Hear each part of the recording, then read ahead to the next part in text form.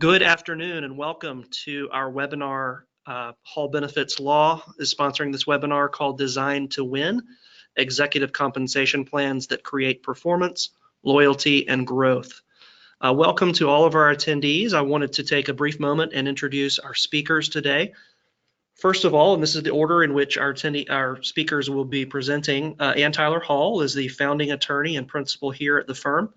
She is going to be kicking things off. Deborah Andrews is a senior ERISA legal compliance counsel here at the firm.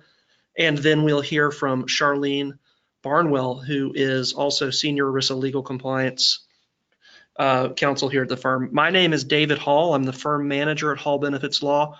And again, we're so excited to have you. You may be wondering why we chose this topic. Well, in 2018, this very year, the Conference Board CEO study, and this is a reference from Forbes magazine, found that failure to attract and retain top talent is now the #1 issue on the minds of CEOs. It is more important than competition or disruptive nature of technology. So you can imagine that people are looking for ways to attract and retain top talent. That is one of the things that we do here at Hall Benefits Law. So to put things in perspective, back in January of 2012, the unemployment rate here in Atlanta, where we are headquartered, was 10.5%. Nationally, it was 8.3%. In January of 2016, those numbers had dropped to 5.5% and 5% respectively. And just this year in March, the last time these numbers became available, the unemployment rate in Atlanta had dropped to 4.5%. And nationally it was at 4.1%. So I hope that you can connect the dots and recognize that there is a critical need for businesses today to find ways to attract talent from this very competitive job market. So with that being said, I'm going to turn it over to Ann Tyler Hall, who will begin our presentation. Thank you, David. Thank you all for joining us today. We're excited to talk about this very timely and relevant topic. And to piggyback off of what David said, this is the time of year when we start hearing from employers who start thinking about how do we attract and retain our key employees, our top employees. Third and fourth quarter typically is a busy time for companies to consider and implement executive compensation programs. And so just to give you a general overview of today's discussion, we're going to talk about why is executive compensation so important, and then more specifically, why is executive compensation plan design so important, governmental jurisdiction over executive compensation programs and why it's important to engage ERISA legal counsel, not only to advise on the type of program that best suits your company and your top executives, but also to mitigate exposure to any legal compliance pitfalls or penalties. Then we're going to dive into non-qualified deferred compensation programs, a very popular executive compensation program, and specifically looking at some of the tax implications, administrative implications. We're going to talk about a case study that highlights the FICA special timing rules, and then we're going to talk about one of the funding vehicles for non-qualified deferred compensation plans. The acronym is COLI, Corporate-Owned Life Insurance. And then Deborah and Charlene are going to walk us through some of the different types of executive compensation and equity programs. For example, restricted stock, phantom stock, stock appreciation rights. And we are going to dive into some of the tax and administrative implications. Some of this discussion is more technical, but we really encourage you to listen to think about what type of program might best suit your company, your executives, drive the performance that you're looking to drive at your company. And so we wanted to walk through some different alternatives to get you thinking about what program might work best for you. And then we'll wrap up today's conversation with a summary of some of the changes under the new tax bill that was passed at the end of last year. And Charlene Barnwell will walk us through some of those changes.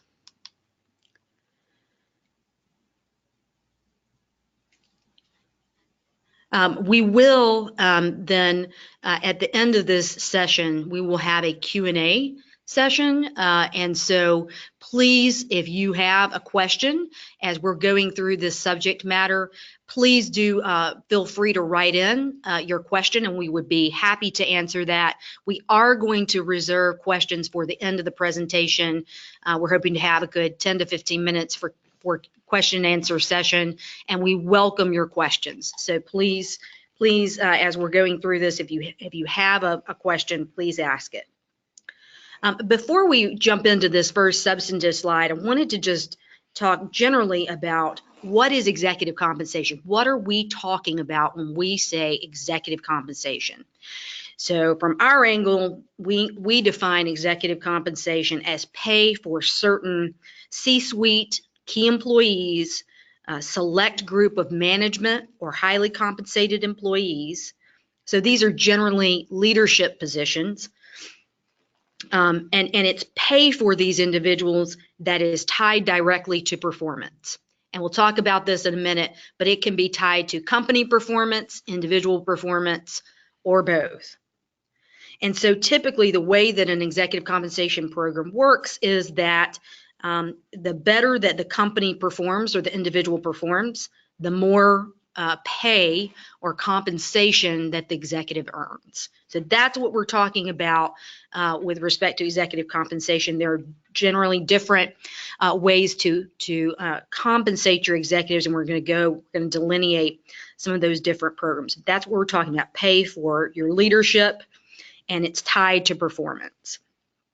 So jumping into this slide, outstanding leadership is often the key to creating a scalable, successful business.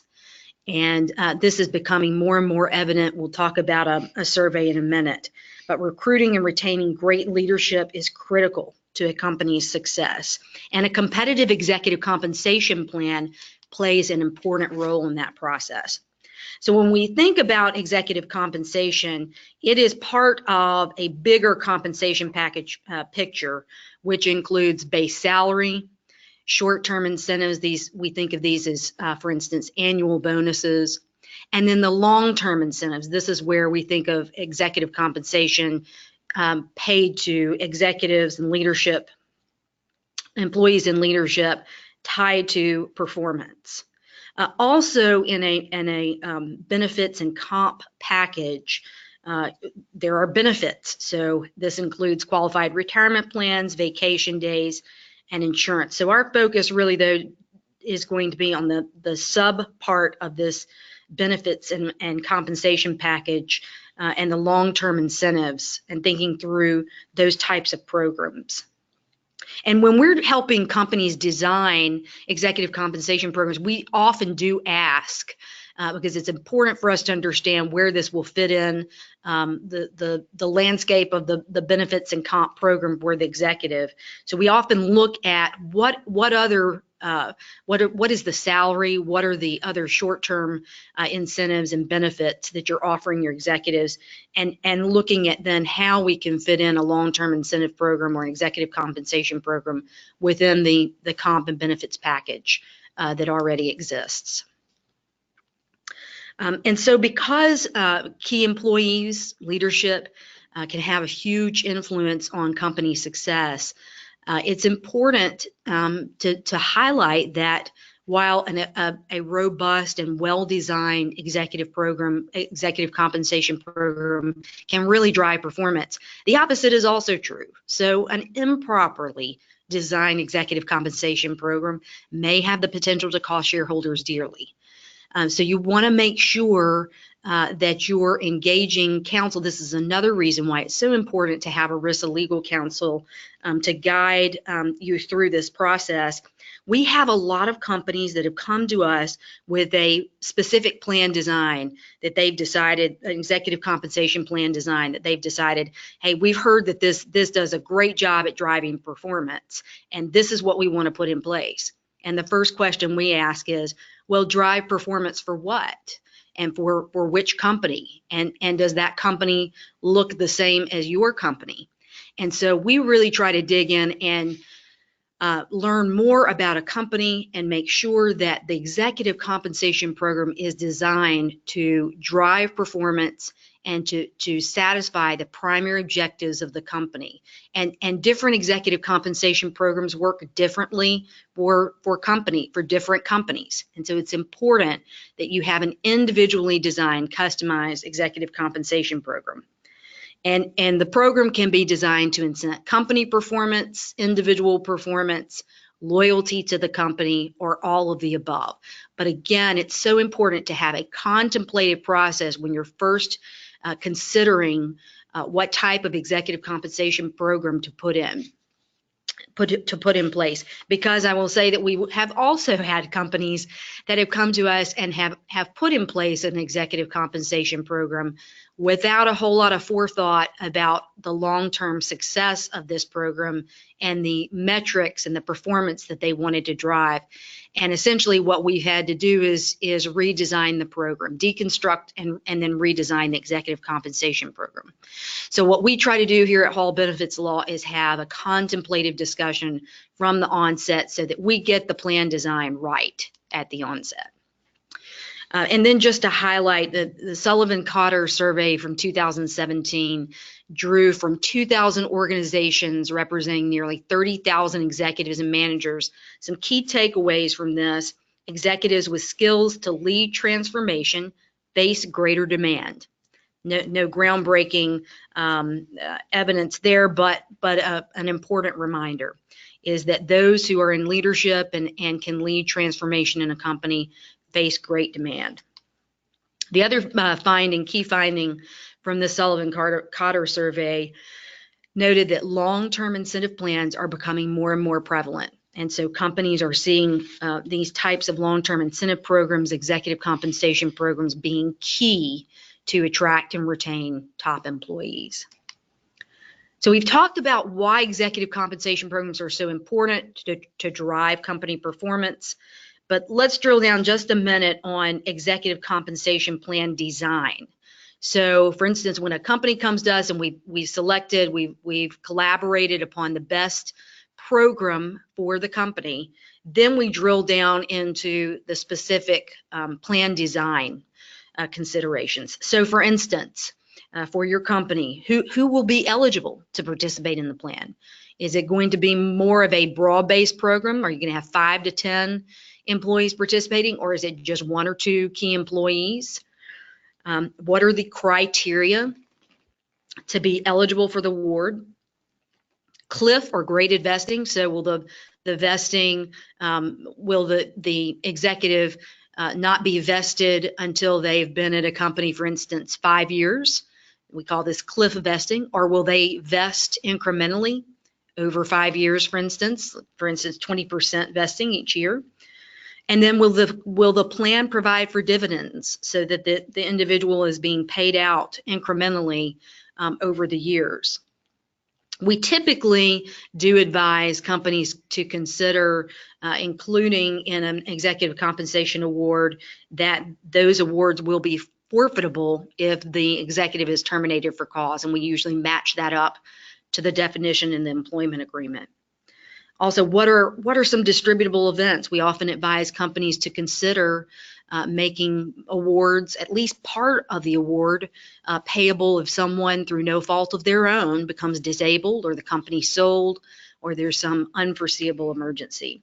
And then a key consideration is this plan distribution timeline. We've had companies that have come to us and said, we like our executive compensation program, or we want to make sure when we're designing our executive compensation program that there aren't huge cash outlays in specific years that are required of us.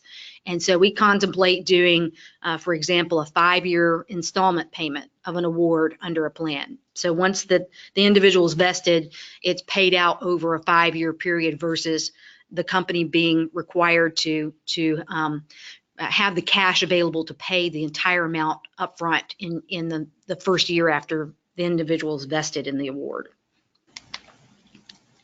So I mentioned this earlier, alluded to this earlier. Why is it so important to have ERISA legal counsel on your team? It's important for purposes of making sure that you have a contemplative and a good fit with respect to the program and the plan design that you implement to attract and retain top employees. It's also important because while non-qualified plans are typically not subject to as much scrutiny and not subject to as many legal requirements as some of the tax qualified retirement plans, they are, though, in fact, subject to governmental jurisdictions. So the Department of Labor, the Internal Revenue Service, and Deborah will talk about Code Section 409A later in this discussion, a very significant body of law that governs most of the executive compensation programs that we work with. And then participants and plaintiffs' attorneys, and they're becoming participants are becoming more savvy to their rights under executive compensation programs. And we'll talk about a case in a later slide that highlights the exposure to employers for making mistakes, legal compliance mistakes in the executive compensation program. So it's important to have legal counsel on your team to help design and implement and then maintain your executive compensation program.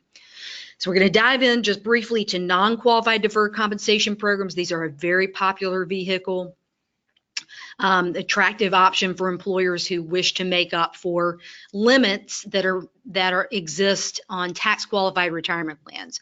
So for example, you have a Code Section 415 limit this year that's $55,000. You cannot contribute more than $55,000 plus $6,000 if you're age 50 or older, the catch-up contribution. So you are limited as an individual with respect to how much you put into a tax qualified defined contribution plan. So a non-qualified deferred compensation plan can be stacked on top of the tax qualified retirement plan for your executives.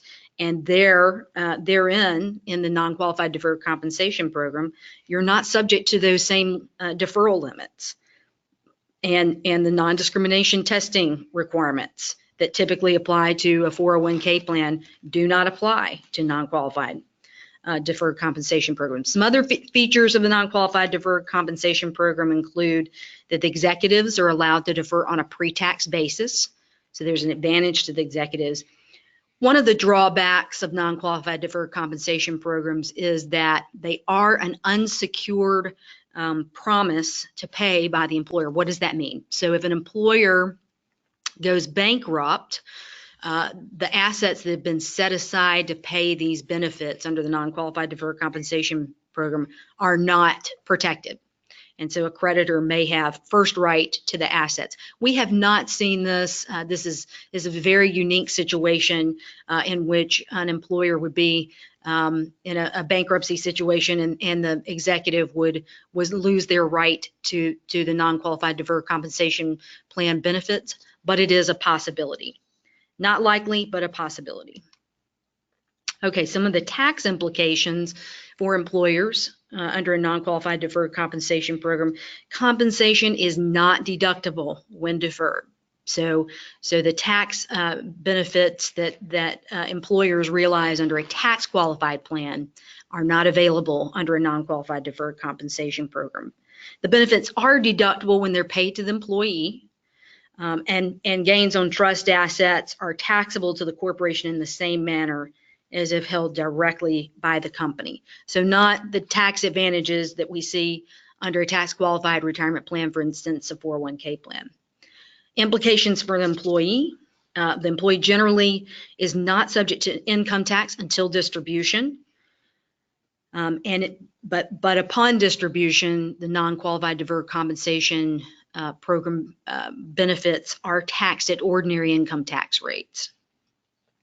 Generally, most employees are taxed on the FICA tax when the amounts are no longer subject to a substantial risk of forfeiture, also known as when the employee vests.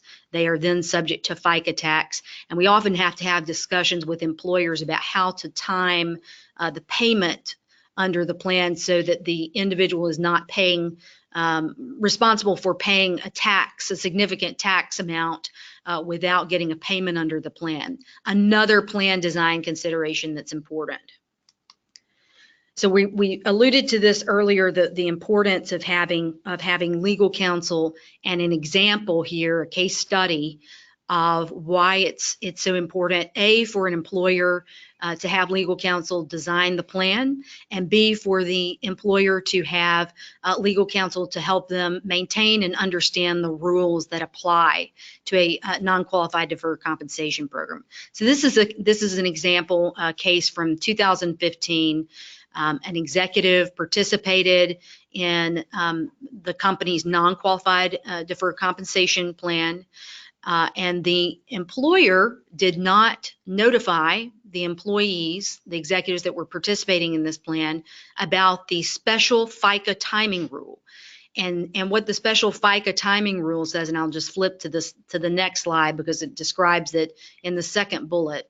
The special timing rule allows the employer to use the present value of future payments at the time of vesting for purposes of determining the FICA tax due.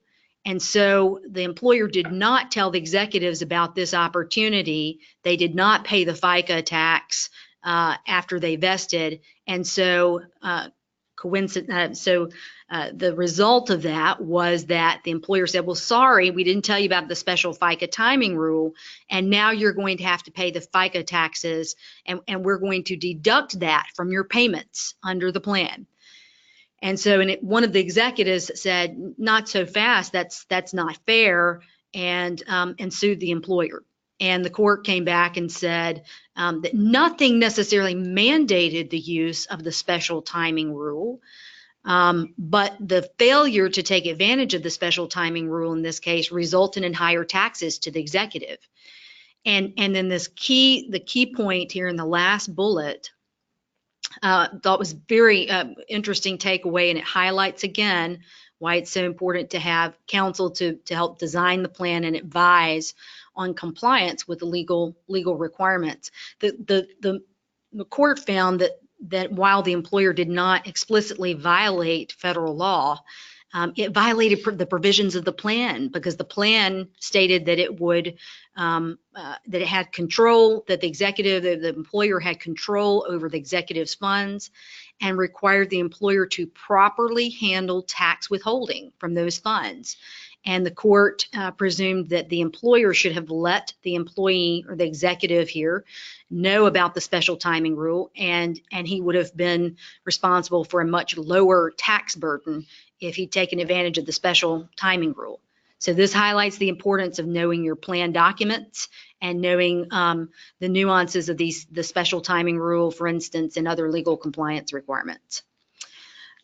So before I hand it off to Deborah Andrews, just wanted to make a note that, again, it is important to understand what your plan document says, and to have ERISA counsel to help you draft these documents and understand the implications of what the plan says and what you as an employer are responsible for with respect to administration of the plan.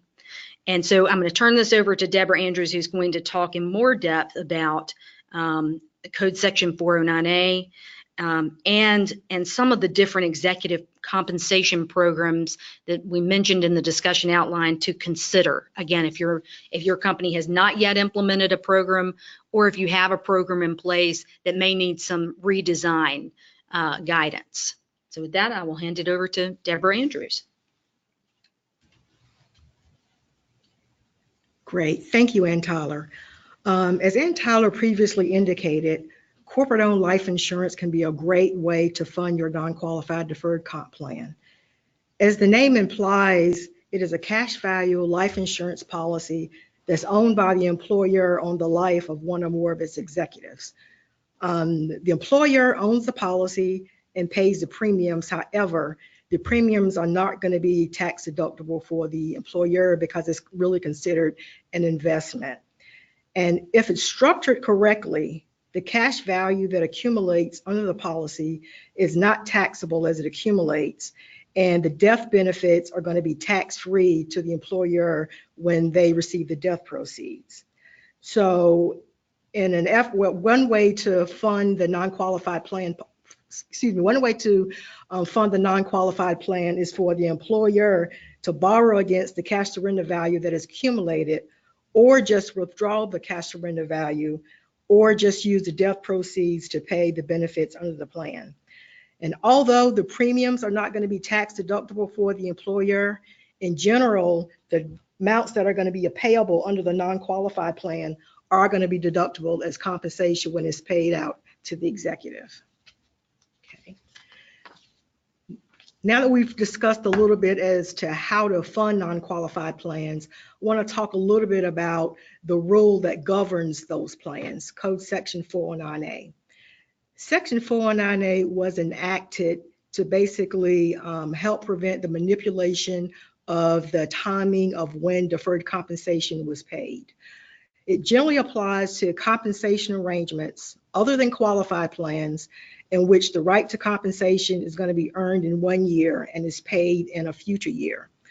Under general tax rules, employee is going to be taxed when he or she receives compensation. Therefore, if you can manipulate the timing of when you receive your compensation, you can manipulate the timing of when you pay your tax. So Section 409A was enacted to try to curb some of those abuses. Again, timing and the form of payment is going to be key under 409A, and it applies to a broad range of service recipients, which is going to include your public companies, your private companies, as well as nonprofits.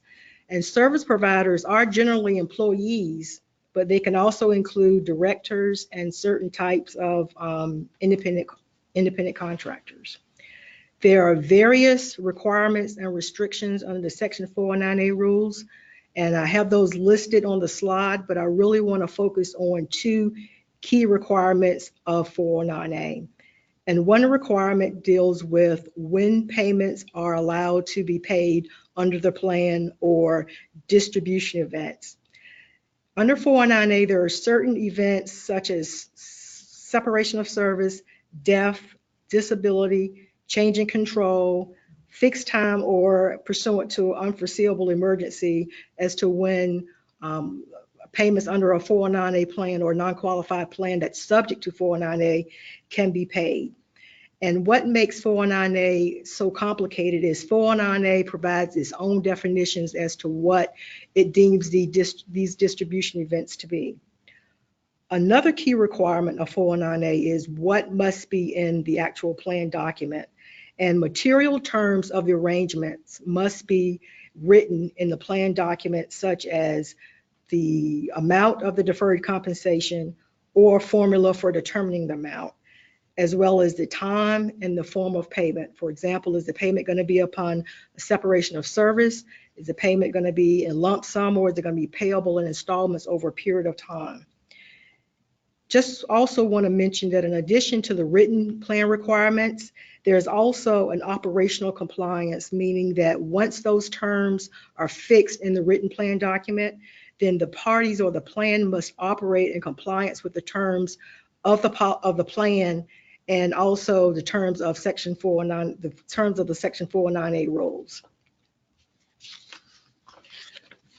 So what happens if there's a Section 409A violation? In general, it's going to be harsh tax consequences for the executive. The executive is going to be taxed on amounts that are deferred in the year of vesting, regardless of when those amounts are paid. The executive is also going to be subject to a 20% penalty on the vested amount that's includable in income, and also is going to be subject to interest. The employer is not necessarily off the hook, even though most of the tax burden is going to be on the executive. The employer could be subject to a penalty for failure to timely report the 409A income, as well as withhold the related taxes. Also, if there's a 409A violation, then the employer is going to have an unhappy executive. And I've seen situations where the employer has ended up paying the tax and the 409A penalty on behalf of the executive in order to keep the executive happy. So in an effort to try to demonstrate how the harsh these tax consequences can be, I just want to include a simple example here. Let's assume that a CEO participates in the XYZ salary continuation plan, which provides that if the CEO remains with XYZ until March 1st, 2019, the CEO will receive $10,000 per month for 60 months upon retirement. The plan's definition of retirement does not comply with Section 409A. As a result of this violation, in 2019, which is the year that the CEO has a vested right to the compensation, the CEO is going to be subject to $600,000, excise tax of $120,000 plus interest. And notice that the CEO is going to have to pay tax on the entire $600,000, even though he's not going to receive that amount in 2019. So you really need to be careful as to what type of definition is included in your plan. I often see situations where an executive is subject to a payment upon the separation of service or termination of employment as an executive, but then the employer will rehire the executive back as a consultant. Well, for 409A purposes, that may or may not be deemed to be a separation from service, depending on the level of consultation services that the executive is going to continue to provide the employer. So you need to be very careful and make sure that your plan's definition is going to be in compliance with what the definition is under the Section 409A rules. 409A applies to a broad range of deferred compensation arrangements. I've just listed a few here, but the key is to identify all of the arrangements that may potentially provide for the deferral of compensation. Even with the enactment of Section 409A, which again is a very technical set of rules, you can continue to use non-qualified deferred compensation plans as a way to attract and retain your key executives. The key is to make sure that you have legal counsel that's going to help you design your plan that's in compliance with Code Section 409A, or perhaps design it so that it's exempt from the rules, because there are some Section 409A exceptions. Okay, let's talk a little bit about what are some of the options or alternatives to incentivize your employees. In general, equity-based compensation can be key part of an executive's compensation package.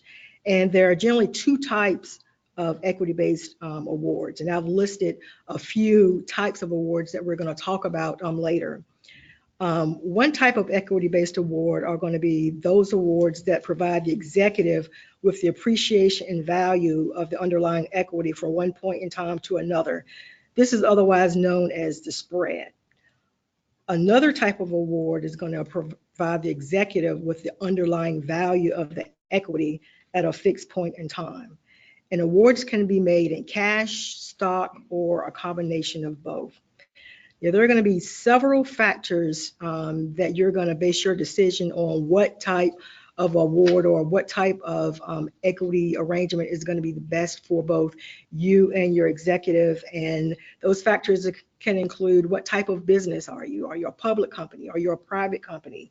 What are some of the accounting issues? What are going to be the tax implications for each one of these awards? So it's not going to be a one-size-fits-all type of arrangement.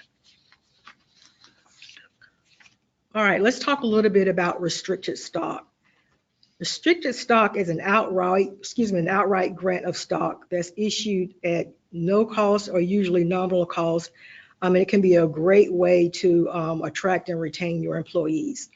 The stock is going to be subject to forfeiture unless certain conditions are met, such as the employee remaining in employment for a certain period of time. The recipient of the stock is not going to be taxed until those shares vest.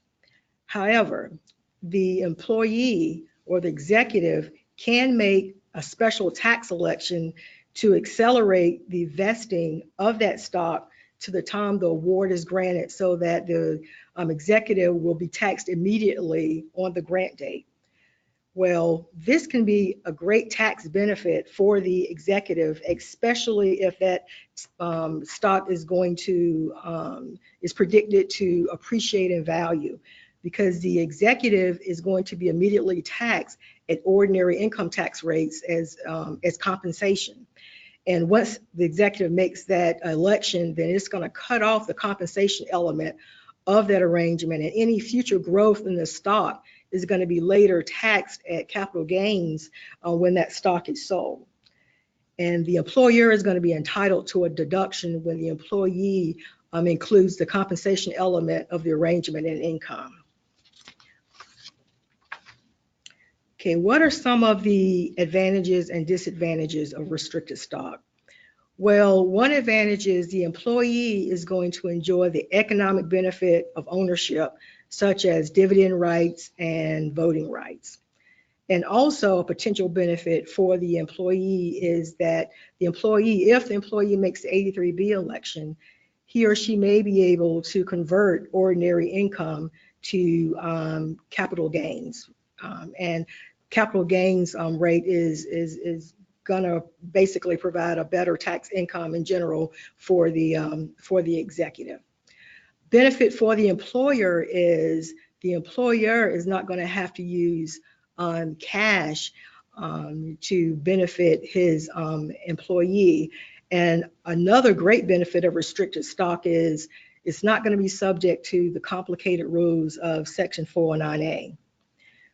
One of the disadvantages of restricted stock is once that stock is vested, then the executive is going to be a true owner of the company, and it's going to dilute ownership. And this could be an issue for closely held owners who want to protect their ownership interests.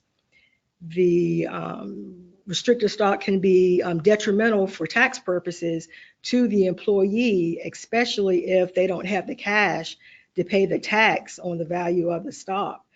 And also, if the employee makes the 83B election and ends up having to forfeit the stock, for example, because they are terminated for employment before their actual vesting in the stock occurs, then the employee would have paid taxes on the value of the stock and that they're not going to receive, and the employee is not going to be able to recoup that tax that was paid through a subsequent deduction. However, the value of the stock may be low at the time of grant, so the tax detriment may be minimal. Okay, let's talk a little bit about phantom stock. Phantom stock is basically the right to receive a bonus, and the amount of that bonus is going to depend on the value of the stock. Most phantom stock awards are going to be payable in cash, although technically it could be payable in stock, but the focus of here is going to be phantom stock that's payable in cash. Well, what are some of the advantages? Well, because the amount of the bonus is going to be tied to the value of the shares, the employee is going to receive some type of economic benefit of being an owner without any type of dilution of ownership to the owners. And also because the employee is receiving cash, it's going to be a lot easier for the employee to pay the taxes on receipt of the value of the phantom shares.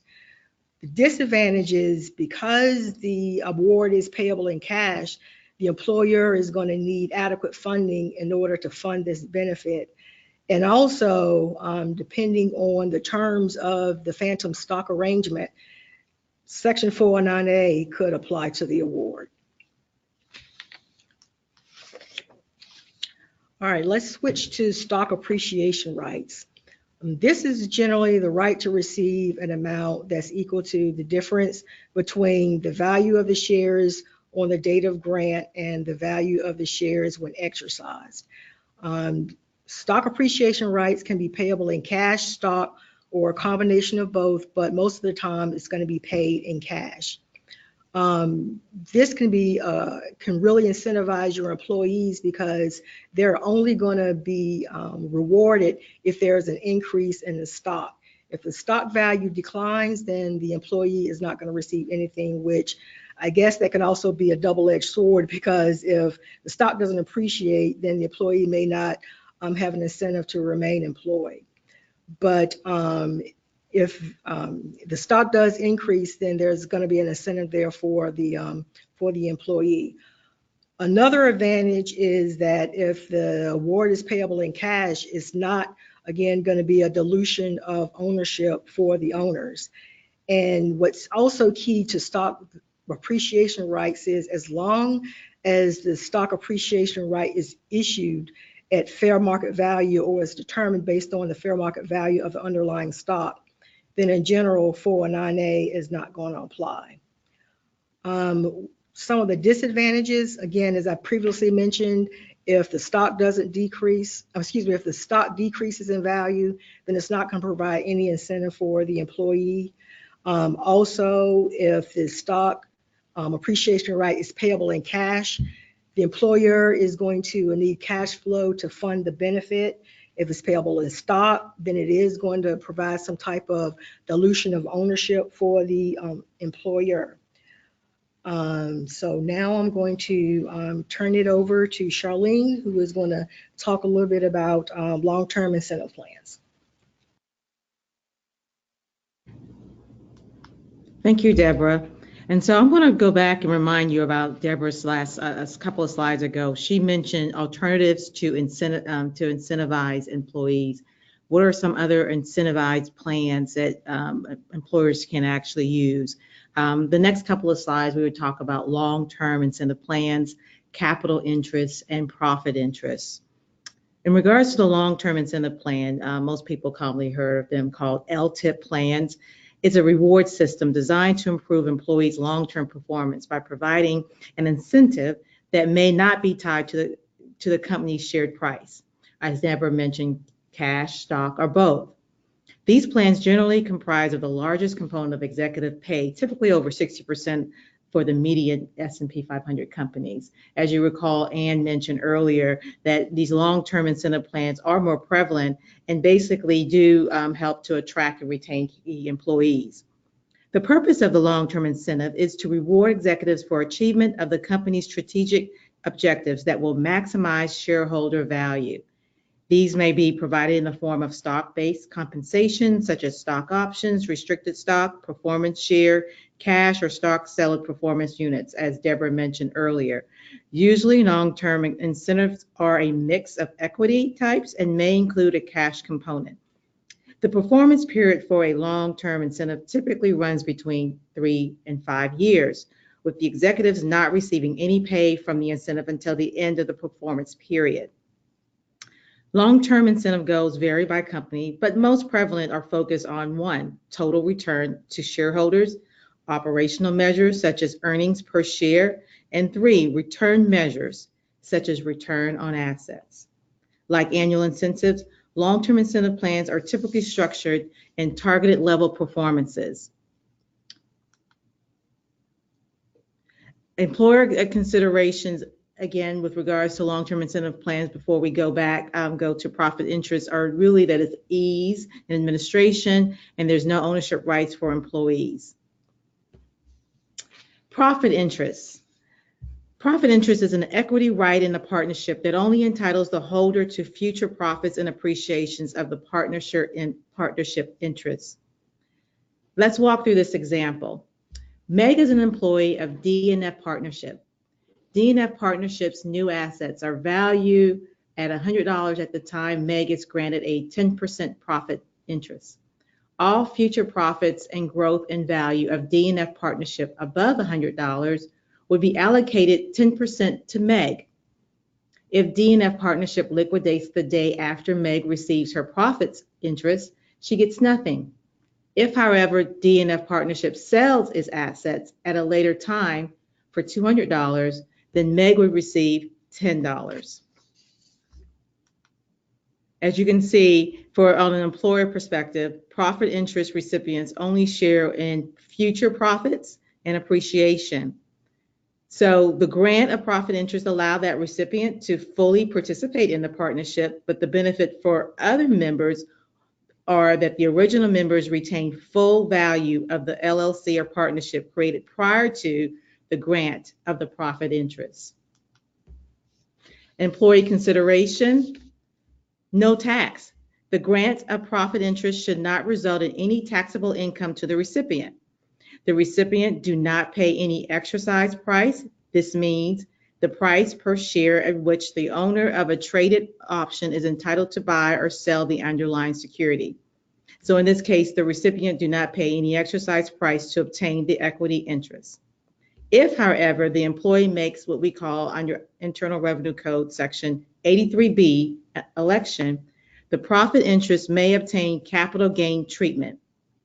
Once the employee is vested or made an 83B election, this election creates a transition from employee to partnership with the following implications. For example, the employee receives a Schedule K-1 reflecting the allocated portions of the partnership's interests. 2, the need to plan for quarterly estimated tax payments.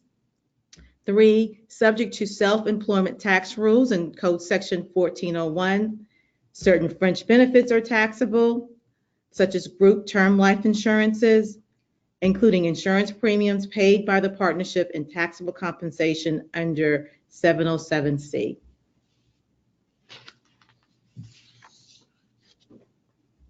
Unlike profit interest, capital interest is an interest in the assets of partnership upon the sale or liquidation of the partnership asset. The holder of a capital interest would share in such distribution of assets or proceeds. Let's look at this example. John is an employee of the X, Y, and Z partnership. Partners X, Y, and Z each have a capital account of $100. John is granted a 10% capital interest. John is therefore entitled to $30 if X, Y, and Z partnership liquidates. Partners X and Y and Z each now have a capital account of $90. This is the original $100 less the pro rata $10 of the partnership capital. In this example, John has an initial capital account of $30. Here's some employer and employee consideration. Again, going back to this is an opportunity to incentivize employees to grow the company. This is also an opportunity to take a deduction upon payment to the recipient. And for the consideration for employees, if the employee is vested, income is equal to the fair market value less interest, if any. This is regards to vested employees. If you are an unvested employee, you may want to accelerate the time of taxation of the unvested interest by filing what we call the 83B election, but there's a timing for that. You have to file no later than 30 days after the receipt of the capital interest. So now we're going to move forward and talk through about the tax bill update. As you remembered, there's a 2017 Tax Cuts and Jobs Act, also known as the 2017 tax bill, that was signed on December 22nd, 2017. Many changes became effective beginning January of this year, and those changes are set to expire beginning in 2026. The 2017 tax bill provides changes to the following executive compensation plan or programs, and I've listed those which we will talk about individually, such as tax on excessive compensation for nonprofit entities. Code Section 162M deduction was modified. Tax deferral elections for qualified equity grants. That's a new Code Section 83I.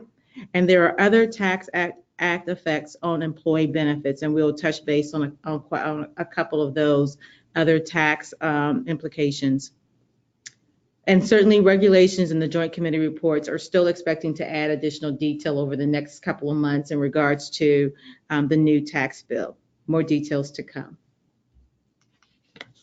So with regards to the excessive compensation, beginning January 2018, the 2017 tax bill placed a tax on excessive compensation for nonprofit tax-exempt entities.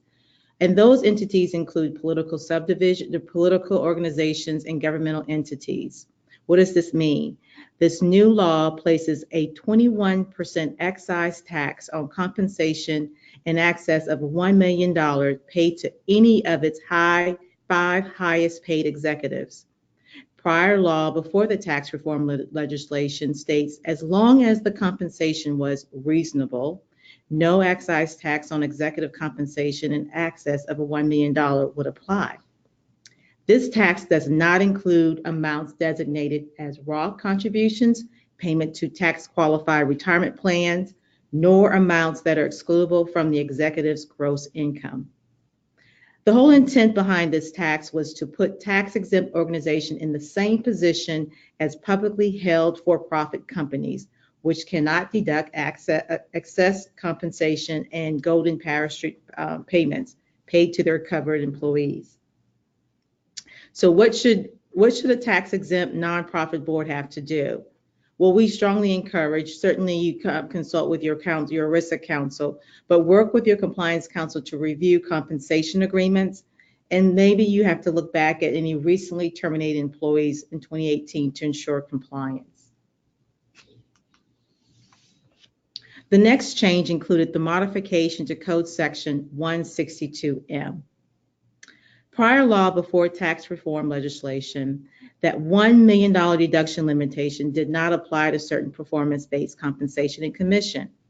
Applicable employers were only entitled to that were insurers of securities that are subject to the registration requirements of Section 12 of the Securities and Exchange Act. Covered employees included the principal of executive officers and next three highest paid employees, as disclosed in the SEC filings. Status as a covered employee was a discrete determination for each taxable year.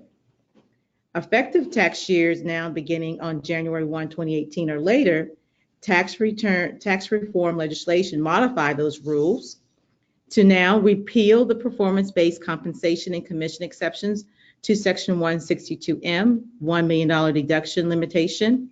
It expanded the definition of an applicable employer to include entities that are insurers required to file reports under Section 15D of the Exchange Act, revised the definition of a covered employee to include the principal financial officer, all individuals who hold the position of either principal executive officer or principal financial officer at any time during the taxable year.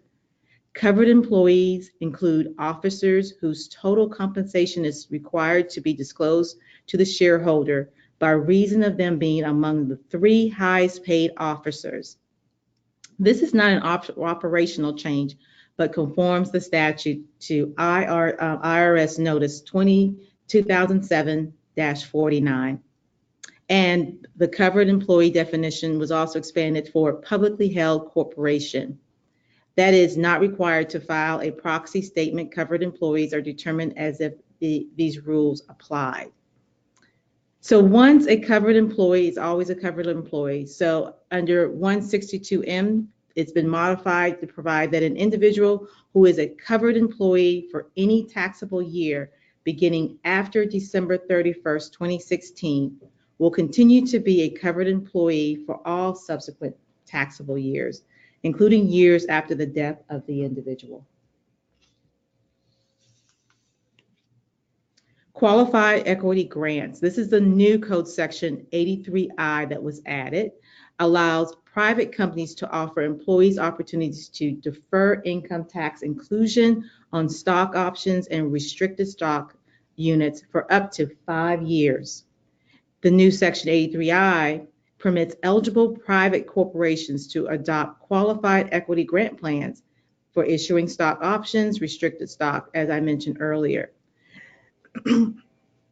Qualified equity grants provide employees with, with two distinct tax preferences. First, when an employee vests in a qualified equity grant, the employee can elect to defer up to 5 years the income taxes that otherwise would be due on the date of the stock or is transferred to the employee.